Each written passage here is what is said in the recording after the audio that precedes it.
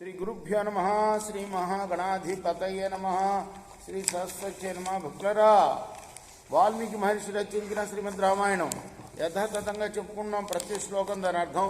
ఇందులో భాగంగా నిన్నటి వరకు మనం బాల అయోధ్య అరణ్య కిష్కింద సుందరకాండలు పూర్తి చేశాం. యుద్ధకాండలోని 27 సర్గలు పూర్తి చేసి 28వ సర్గలోని 33వ శ్లోకం వరకు చెప్పుకున్నాం. ఈ రోజున 34వ శ్లోకాన్ని కొనసాగించే ముందు వాల్మీకి మహర్షిని ప్రార్థన చేసుకుందాం. కూజంతన్ రామ రామేతి మధురం మధురాక్షరం ఆరుహ్య కవితా శాఖం వందే వాల్మీకి కోకిలం సమర్థద్గురు సాయినాథ్ మహారాజ్ की जय. శతం శంకు సహస్రాణం మహాశంకురితి స్మృతః మహాశంకు సహస్రాణం శతం వృందమిహోచ్యతే శతం వృంద సహస్రాణం మహావృందమితి స్మృతం.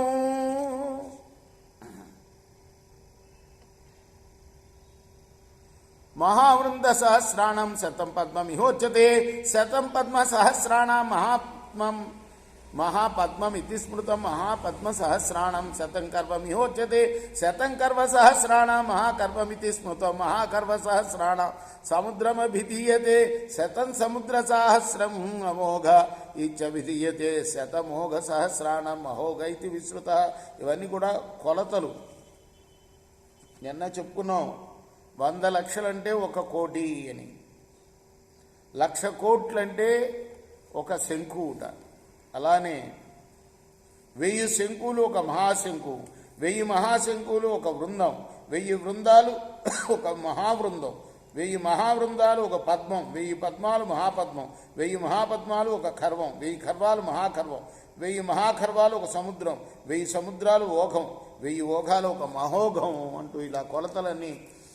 ఏవం కోటి సహస్రాణి శంకునాంచ శతేన చ మహాశంకు సహస్రేణ తథా వృంద శతేన చ మహావృంద సహస్రేణ తథా పద్మ శతేన చ మహాపద్మ సహస్రాణ తథా కర్వ శతేన చ సముద్రేణ చ తేనైవ మహోఘేన తథైవ చ ఏష కోటి మహోఘేన సముద్ర సదృశేన చ విభీషణేవ వీరేణ సచివై పరివారితః సుగ్రీవో వానరేంద్రాస్త్వాం యథార్థమనువర్తతే మహాబలవృతో నిత్య మహాబల పరాక్రమః.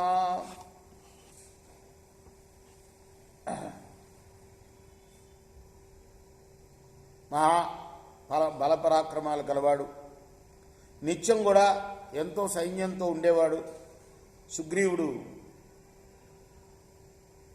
వీరుడైన విభీషణుడితోటి మంత్రులతోటి కూడి నీ మీద యుద్ధం చేయడానికి వస్తున్నాడయ్యా. ఇతని వెంట 1000 కోట్లు, 100 శంఖులు, 1000 మహాశంఖులు, 100 వృందాలు, 1000 మహాబృందాలు, 100 పద్మాలు, 1000 పద్మాలు, 100 ఖర్వాలు, అలానే 100 సముద్రాలు, మహోఘం, కోటి మహోఘాలు, సంఖ్యగల సముద్రంతో సమానమైన వానర సైన్యం వాళ్ళ వెంట ఉంది. రాజా ఇమాం మహారాజ సమీక్ష వాహిని ఉపస్థితాం ప్రజ్వలిత గ్రహోపమాం తతః ప్రయత్న పరమో విధీయతాం యథా జేహప్యాన్న పరై పరాభవ. మహారాజా, ప్రజ్వలిస్తున్న గ్రహాలతో సమానమైన ఈ వానర సేనను చూసి మనకు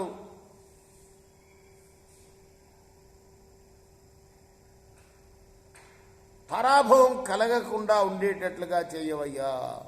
మనకు జయం కలిగేటట్టు, పరాభవం కలగకుండా ఉండేటట్టు చూడవయ్యా. ఇచ్చార్షే శ్రీమద్ రామాయణి ఆదికావ్యే యుద్ధకాండే అష్టాంశ సర్గ. ఇది వాల్మీకి ఋషి ప్రోక్తము.